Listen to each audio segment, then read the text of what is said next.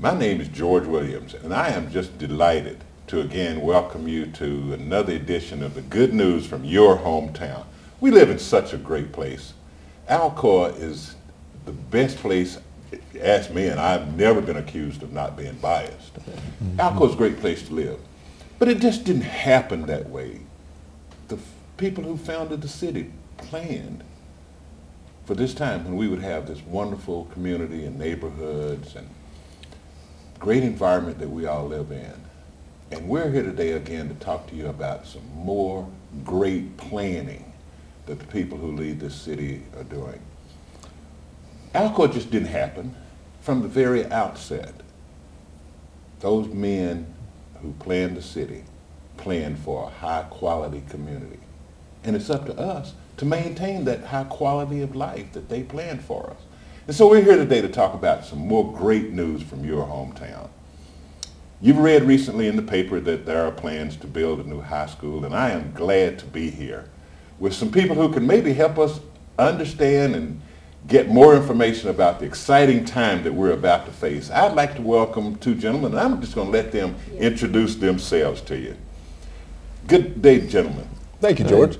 I'm Dr. Brian Bell, the director of Alcoa City Schools, and glad to be here as well. So you might know a little bit about what we're about to undertake here. A little bit, yeah. All right, very good. We also have with us a familiar face around for a number of years. Mark Johnson, the city manager, City of Alcoa. I'm certainly glad to be here and get a chance to explain how all this stuff might work for us if the people choose to pursue this project. Well, this is an exciting time. It's an exciting time for me. I have followed Alcoa, I guess, from so many vantage points that, you know, my blood truly runs maroon.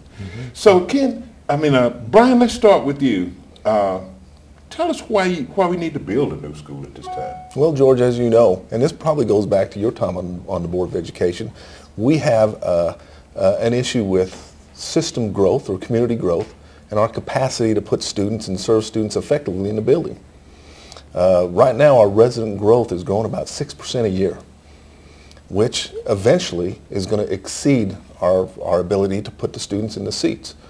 We're projecting by the middle of next year or the year after that Alcoa City Schools will be full of capacity, and most of that growth is system or community resident growth. Once again, we're growing about 6% a year of resident students. We've got a big bulge in the elementary school of students just waiting to come up and matriculate through the middle school and into the high school. I think when you were on the board, you probably had around about 100 students a grade level, about 100 students. So in the high school, you'd had 4 grades, you had 400 students. We're getting to the point where it's coming close to 150 students per grade level. We'd have 600 students at the high school, which would exceed the capacity of the school. The current high school we have right now was built in 1964. Part of the old building that we still use, built in 1939. So the old high school, the building we're sitting in right now, is in its 8th decade of service. Very well planned, very well built, but it's time to move on. This will make an excellent middle school after a little renovation, but because of the growth of Alcoa City and because of the limitation in capacity, it's time to build a new high school.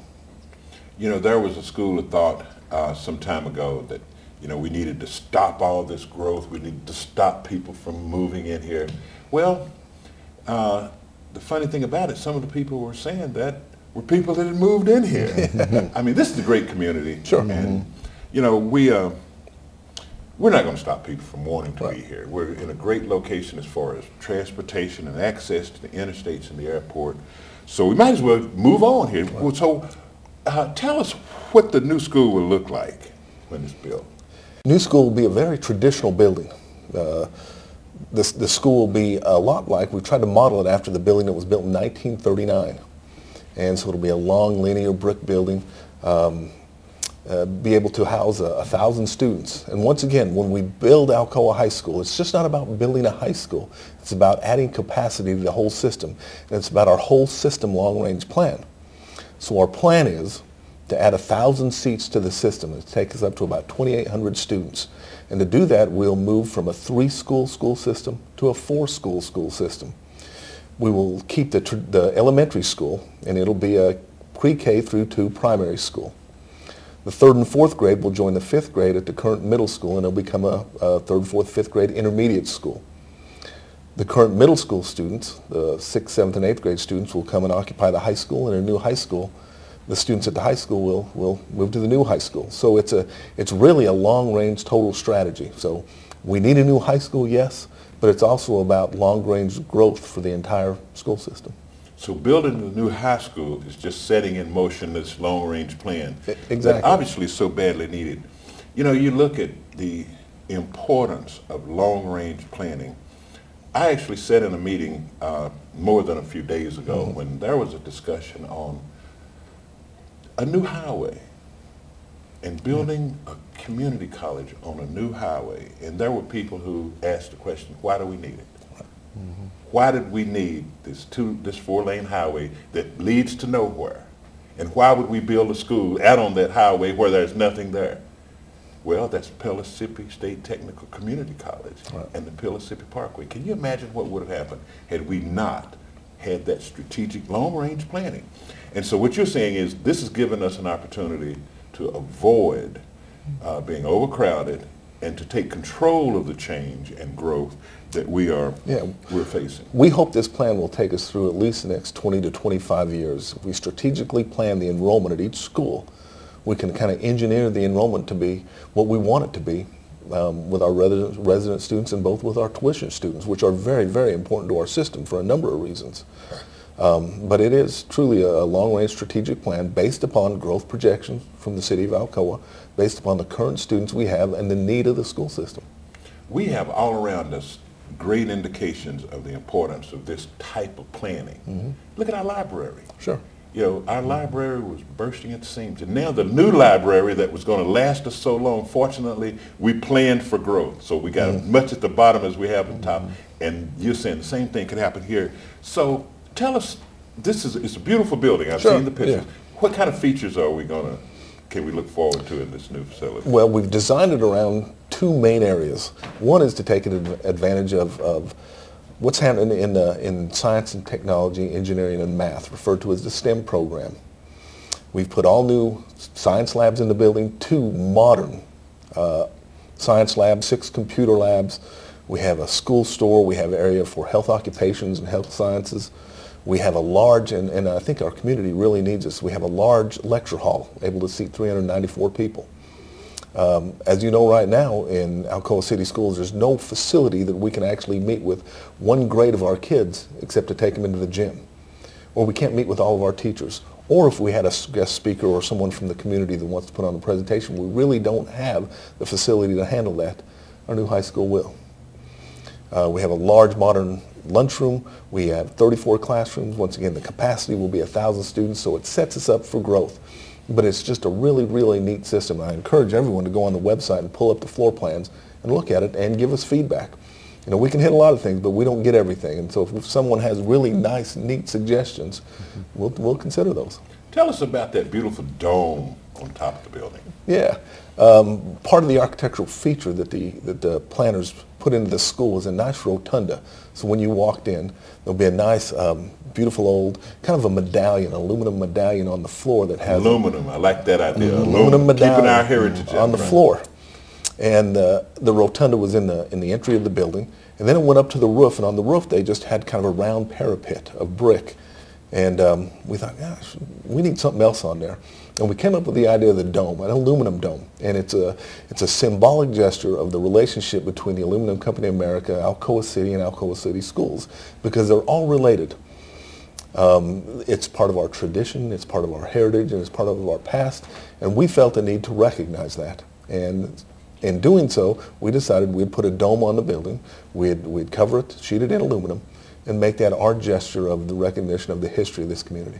There are several architectural features in the very obvious in the picture where you did maintain some of that aluminum company influence of architecture. And not only just the aluminum company, we took cues from the old original high school here, Springbrook, Hall High School, I School. I really like the cathedral type windows. And we put the arched windows and the arch entryways, and it's once again just to have little touchstones of the past that people can reach out and say, I remember that. Yeah, that's sort of our signature, the great architectural feature. Sure. Now, where will the new school be?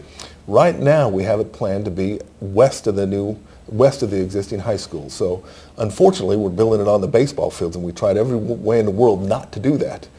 But the way the school's laid out and the length of the school, the baseball fields right now are probably our best bet. Now we'll relocate the best baseball fields south of the campus, and we'll make sure we build those at the same time we start building the high school. But right now it's going to be south of the high school on the baseball fields with the front of the building facing Hall Road.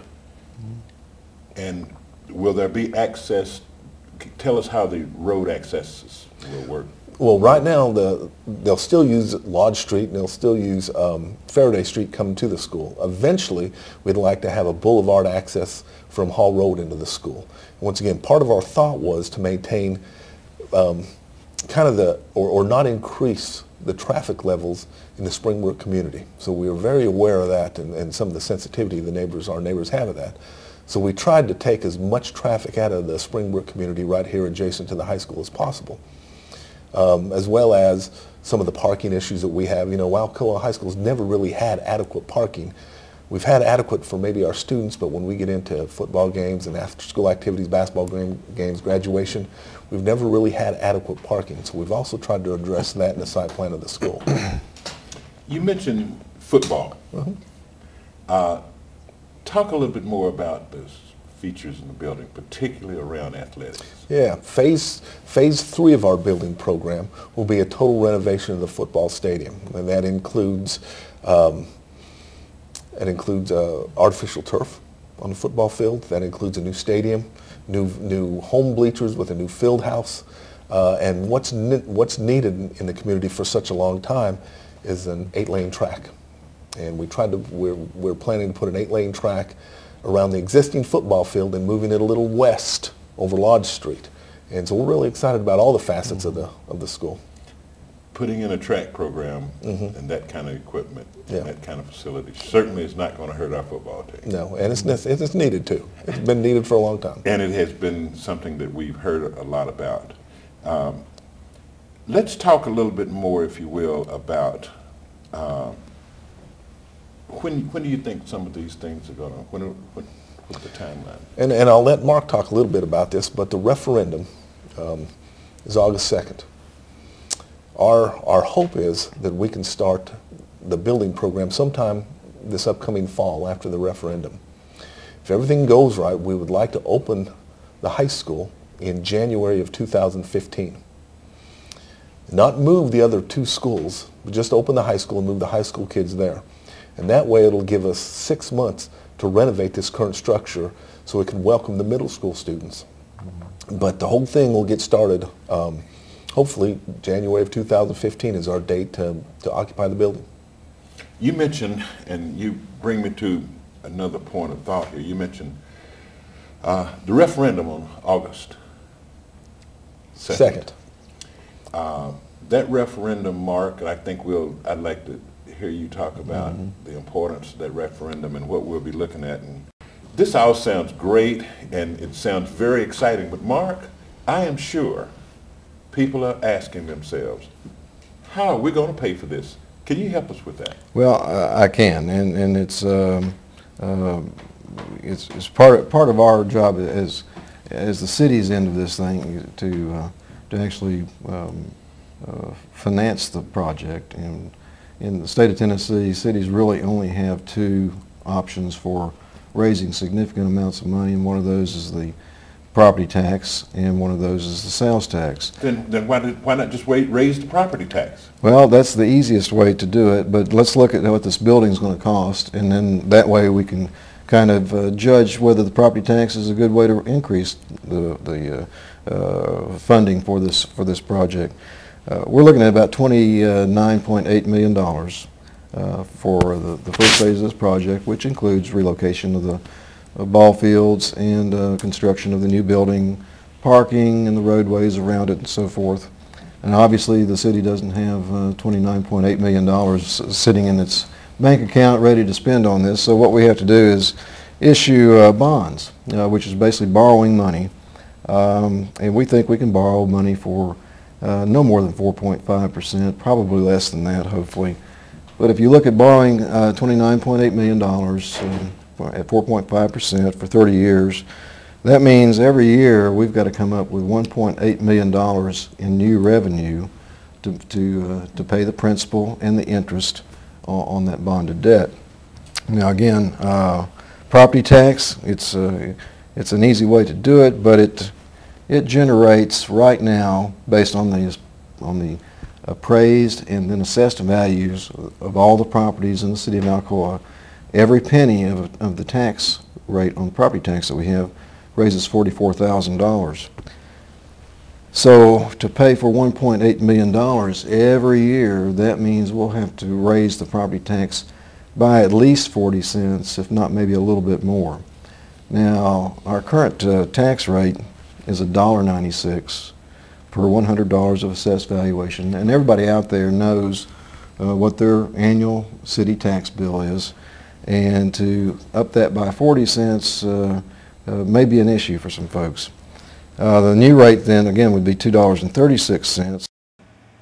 Now if you compare that to the county rate of $2.15 as well as Maryville's rate of $2.17, you can see that we would be significantly higher than they are.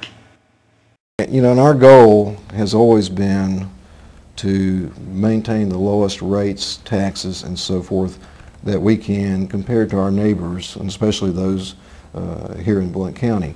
So we really don't want to try to abandon that goal and raise taxes, the property taxes anyway, any more than we have to.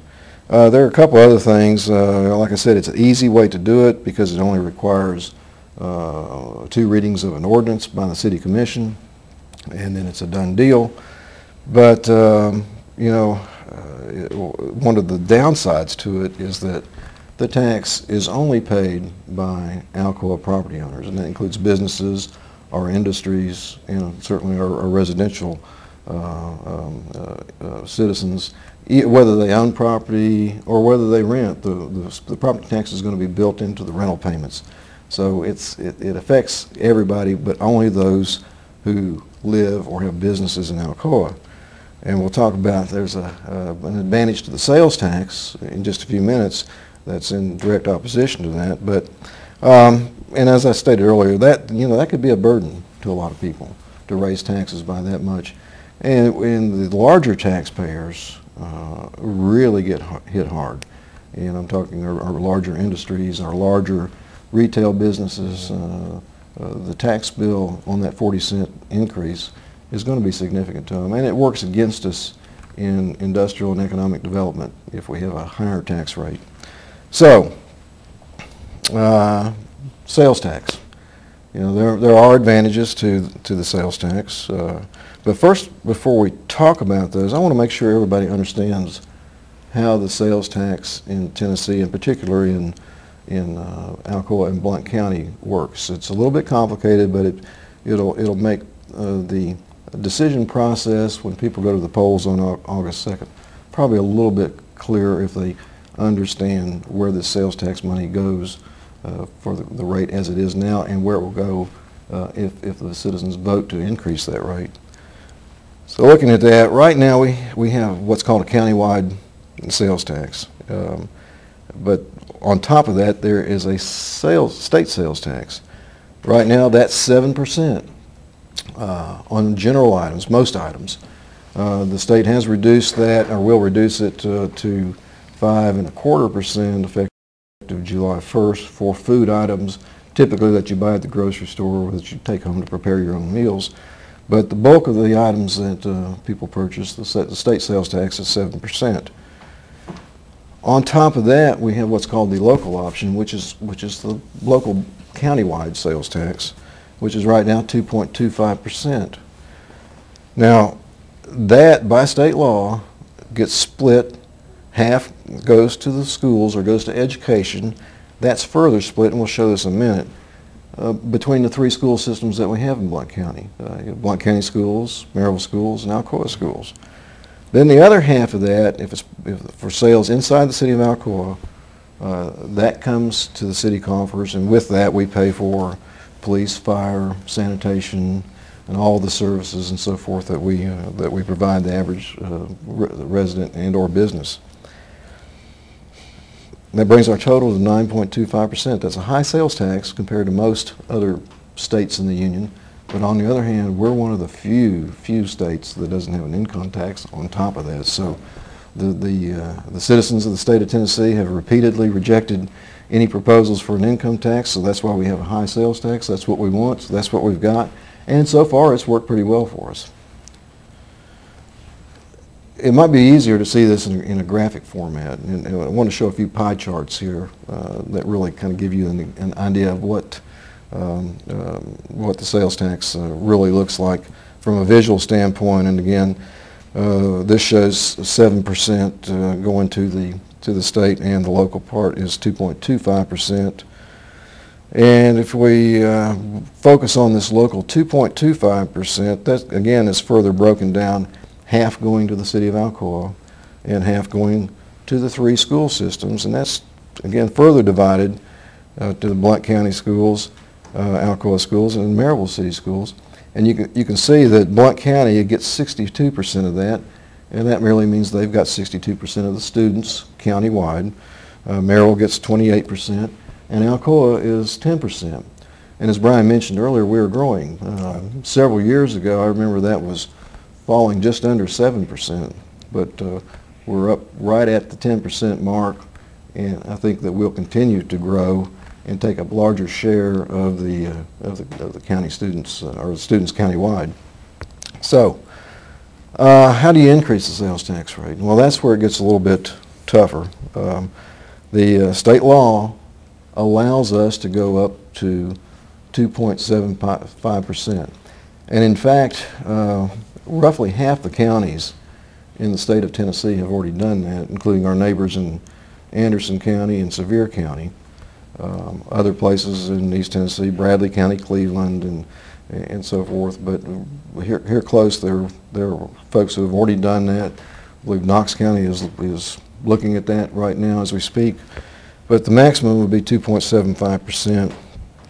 But it does require a referendum of the voters, and that's why it's important for everyone to express their views one way or the other on this on August 2nd. You know, get registered, get out and vote, and tell us whether we want to continue with this new Alcoa High School and continue the excellence in education that we've experienced over the years, or not. You know, it's up to the people. But you know, there are two possible outcomes if the revenue is increased. And one of those is if it's adopted countywide, and this gets a little complicated, but just bear with me. If it's adopted countywide, then one set of circumstances happen. The other option is if only Alcoa adopts it. Right now, we're the only option on the ballot for August 2nd. So if it's adopted in the city of Alcoa, only city of Alcoa voters will vote on this question. If it's adopted in the city of Alcoa, the county is out of it for the time being. And we'll talk about that a little bit more as we go on. But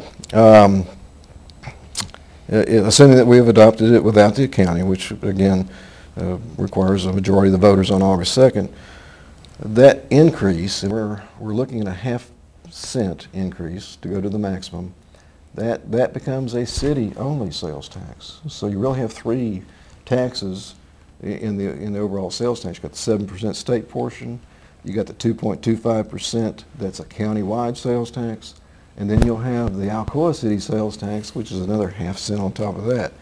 Gets complicated, folks, but it's not that big a deal. Okay, here kind of a graphic to show you, or show you this on the PowerPoint here. That again, the 7% goes to state. That original 2.25% gets split in half between the city and all three school districts again. But the 5% city sales tax, that new increase, goes all to us, and so our total again is 9.75%. Maybe looking at that in terms of actual dollars, what do we bring in now? Well, the 2.25%, which again includes the schools portion and the city portion, in Alcoa for this upcoming budget year, we're projecting about $14,250,000. And by the way, we generate in the city of Alcoa roughly 40% of the sales tax countywide. Maryville generates roughly 40%. Then all the other cities in the county in general generate that other 20%. So we're a big player in the sales tax arena in Blount County. So 14 million, again, half of that, that's 7.1 million, is going to go to those 3 school districts, and then half goes to the city of Alcoa, 7.1 million, and that's our bread and butter for providing police, fire, streets, sanitation, and on as far as all the city services go. Revenue generated from that 5% increase is going to be roughly a little less than $3.2 million. That all goes to the city of Alcoa, and that's what we're going to use to help pay for this new high school.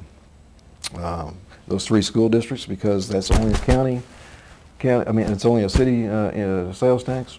The 3 school districts get 0 of that part of it.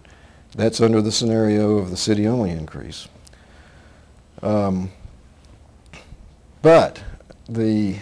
historically, across the state, what has happened is that when a city increases the sales tax, it's not too long before the county will put it on the ballot, and it will increase in the county as well. And when that happens, it becomes a county-wide sales tax. And again, we'll look at the breakdown. 7% goes to the state. Of that original, it's split the same way. 1.125% goes to the schools to be split. And whatever city or county that the sale actually took place in gets the other half of that. And then the 5% increase, well, lo and behold, it gets thrown back into that same split. So that generates extra revenue for Blount County schools, extra revenue for Maryville City schools, as well as the individual jurisdictions, whether it's the city of Rockford or Blount County in general, or Townsend or Maryville Alcoa, they'll get half of that other piece of the increase. Again, countywide will have a tax rate of 9.75%. Again, roughly half the counties in the state already are at that point. And again, looking at just what's generated in Alcoa of that increase, we're still looking at about $14,250,000 based on the old sales tax rate. Again, we split that between the schools, and the city of Alcoa gets the other half of that original amount. But that new 5%, the new increase, again, like I said earlier, gets split as well. So instead of $3.2 million coming to the city of Alcoa, we're cut in half down to 1.5 or $1.6 million. Now, if you'll recall back a little bit, we talked that the debt service on the schools is $1.8 million, and $1.5 million don't cut it when it comes to paying for $1.8 million. So, where are we? Are we sunk? Are we dead in the water? Well, no, not really. If we go back to remember the slide where I showed the breakdown of the 3 school systems getting their share of the increase. Well, with Alcoa's 10% of the students, we're going to get our 10% of the increase countywide. It doesn't matter whether you buy a soft drink in Townsend or buy a Chevrolet on the Motor Mile. We're going to get our piece of that sales tax. So if you add that in, really, in addition to the $1.5 million or $1.6 million that we'll get out of the increase, that's the city of Alcoa's share, the schools will get close to another $400,000. So when you combine those two, there's ample revenue to pay the debt service and some other issues, operating costs and so forth like that, for the new school. So we think that we've got that that covered. And you might consider what the advantages of a sales tax are over a property tax, and there's a lot of negatives about a property tax, but sales tax has some distinct advantages to it. And as I mentioned about the property tax, Alcoa residents pay that. Sales tax is paid by, or it's not limited to Alcoa residents. It's actually paid to a great extent by visitors to Alcoa. Mark, that has to appeal to most well, of us. if you think about it, yeah. When we go to eat in a restaurant on Friday and Saturday, I love the idea of those people who are packing out our restaurants, packing out our hotels, helping to pay for our new school. Absolutely, and they're using our city streets, they're using our facilities, all the infrastructure that we put in the place, in the ground to allow that restaurant to be able to build there. I will now look at all those license tags from all the surrounding counties with an Absolutely. entirely different attitude. And you made a good while point. I wait in line. Yeah, it's not just people that live outside the city of Alcoa, it's people that live outside of Blount County that come into Alcoa. And we have one distinct advantage is that we have people that come in from all over the United States and stay in Alcoa, and they're eating here, and they're using motel rooms, and they're all the while helping pay for our new school. Absolutely, right. Absolutely. McGee Tyson Airport draws folks in from all over the country, all over the world actually, and all those folks will help pay for this new school. If you think about it, Alcoa's resident population is about 8,500 compared to Blount County's total population, 125,000.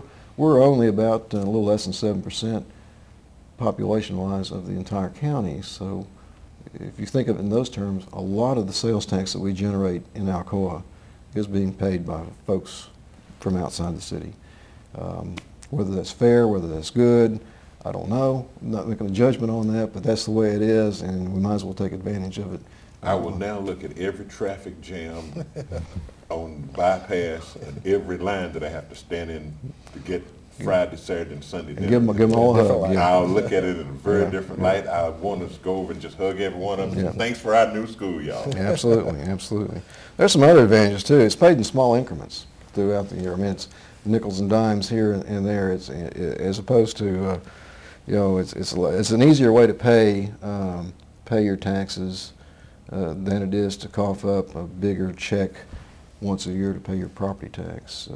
And I think that's more palatable for people. And I think that's one reason why Tennesseans like the sales tax as opposed to the property tax or income taxes.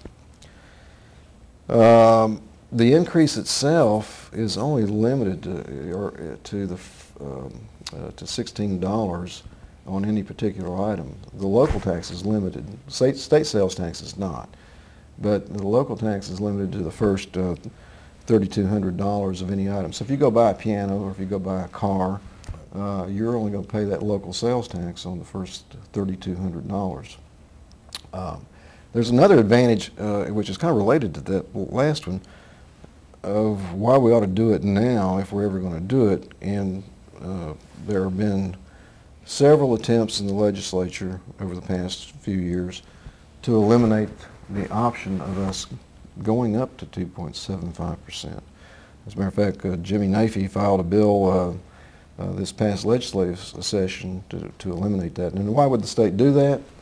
Well, their intent for those who abdicate this action is to increase the sales tax, but take that increase back into the state coffers instead of allowing the local governments to have it. So it's, in essence, they'd be raising the tax everywhere across the state to 2.75%, or for a total of 9.75%, but they'd take the revenue. Now, why? That's insane. They wouldn't do that, would they? Well, go back up to that $3,200 cap on any single item for local sales tax. Way back in the early 80s, that was set at $1,600. For years and years, as inflation took its toll on prices on things, cities urged the state to increase that, at least index it by the Consumer Price Index. However, the state refused until they got into a budget crunch a few years ago. Then they said, okay, we'll increase that, we'll double it to $3,200. Oh, but by the way, we're going to take the local tax and keep that ourselves instead of giving it to you. So there are precedents for them doing it, taking our options to increase our taxes away from us. And at some point in time, we fear that that option of us collecting that local tax may go away. So that's really the story behind the reasons that the City Commission has chosen to ask the citizens to increase the sales tax, ask them on referendum on August 2nd, and with this last picture, this picture of the high school, and basically their voice is, or their statement is, our community is really in the hands of the citizens.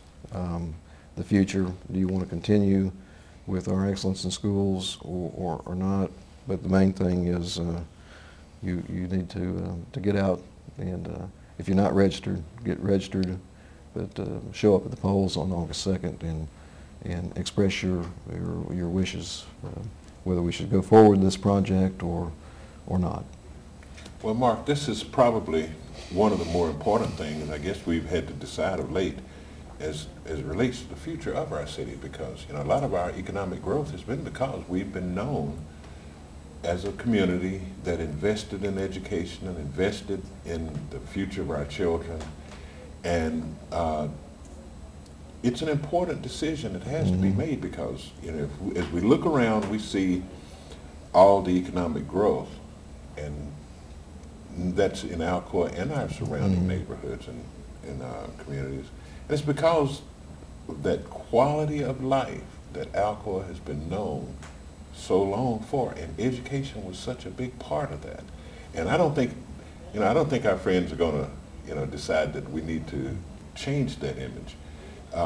The founding fathers of the city of Alcoa made a major commitment to a quality school system, and most of us have enjoyed that, all the way back to Vos and the early Alcoa school systems, schools. And I don't think we would be wise to not maintain that commitment. The August 2nd referendum is extremely important. We need to build the school. We need to maintain our reputation for a quality school system.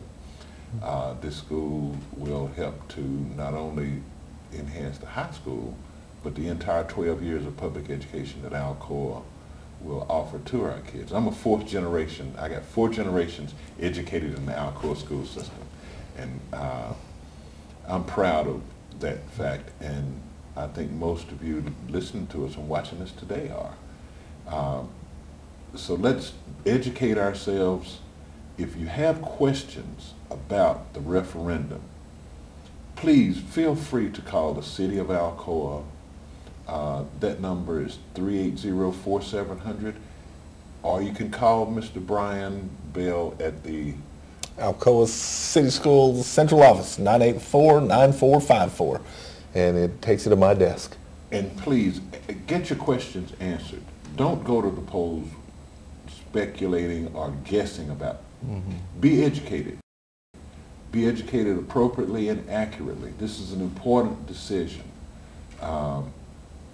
We struggle a lot of times with change and growth, but just think what would have happened if we had not had someone looking forward and thinking about the future that we're enjoying right now. So let's educate ourselves, and let's continue to support the great school system we have in the great city of Alcoa. And most importantly, let's plan for the future of our children through maintaining a quality educational system. This has been George Williams. As always, I am delighted to come to you with good news from your hometown. Let's get out there on August the 2nd, and let's vote for the future of our kids and for quality education here in Alcoa, Tennessee, the great place we call home. Have a good day.